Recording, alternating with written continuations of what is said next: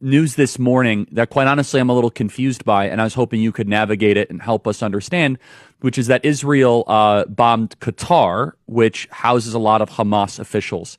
What happened here? And if I were to introduce just the skeptical question, will this potentially endanger America's own interests in the Middle East? So please, Ben, help me better understand this. One of the things that kind of looms over Japan is that Japan, they engaged in an unconditional surrender, that they said, we're done. And they laid down their arms, obviously, after the 2 atomic bombs. Very controversial. People have mixed opinions on it.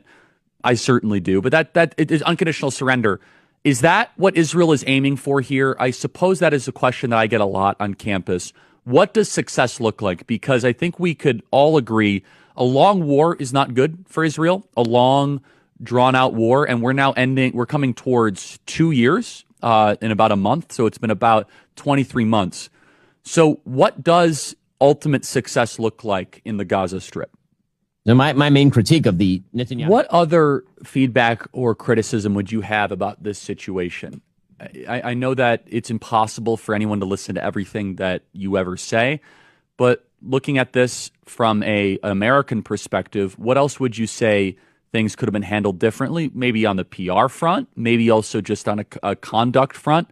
Where would you say, as an outsider, things that could have been handled better, more efficiently, or with more precision? I receive often, and we're starting our campus tour tomorrow, is that Israel is committing genocide. How do you respond to that, Ben? There's literally no definition of genocide by which Israel is committing a genocide. I think it's very important for our audience to hear this, though, because there is an incessant campaign. And one thing a friend said to me, interestingly, which is, okay, Charlie, we've pushed back against the media on COVID, on lockdowns, on Ukraine, on the border, so like maybe we should also ask a question: is the media totally presenting the truth when it comes to Israel? Just a question, that maybe we shouldn't believe everything the media says, because I know I've been conditioned to ask a lot more critical questions over the last couple of years. So, Ben, some people would accuse Israel of wanting to ethnically cleanse. Some people in the Israeli government are saying, again, it's all over the place, right? You have opinions all over. In your opinion, what would a good outcome 5 years from now be, and how does one respond to the claims of ethnic cleansing? So ethnic cleansing, the idea, presumably, that population movement is equivalent to ethnic cleansing. I think ethnic cleansing is a term that's been fairly recently coined to describe population movement during war. And the reality is that's been ongoing for literally all of human history. The idea that Israel is, quote unquote, forcing people out of the Gaza Strip, that is not the stated policy of the Israeli government. The idea is if people want to leave, they can, but they're not being forced to leave.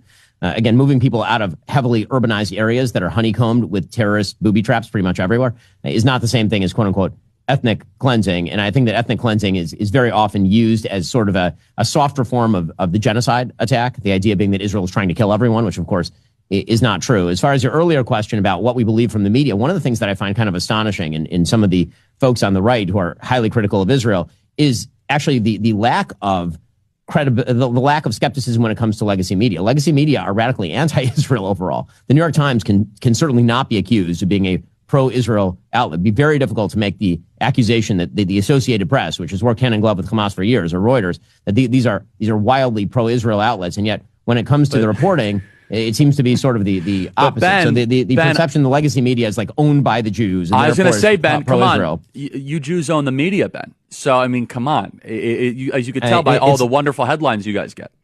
Well, I mean, dude, the accusation that we own the media has not prevented, the Daily Wire from employing people who radically disagree with me on all of these matters. I mean, I don't agree with Matt Walsh on foreign policy. Matt obviously is a major host over at Daily Wire, and that's just my shop. And I'm overtly pro-Israel. Right? I mean, I'm not making any bones about this. I'm a Jew and I'm a Zionist. I'm not going to pretend that to say otherwise would be absolutely silly. To suggest that some sort of atheistic Jewish person by birth who does not care about Judaism or Israel owning the New York Times means the New York Times is pro-Israel is to ignore literally every bit of coverage they have ever done for my entire lifetime.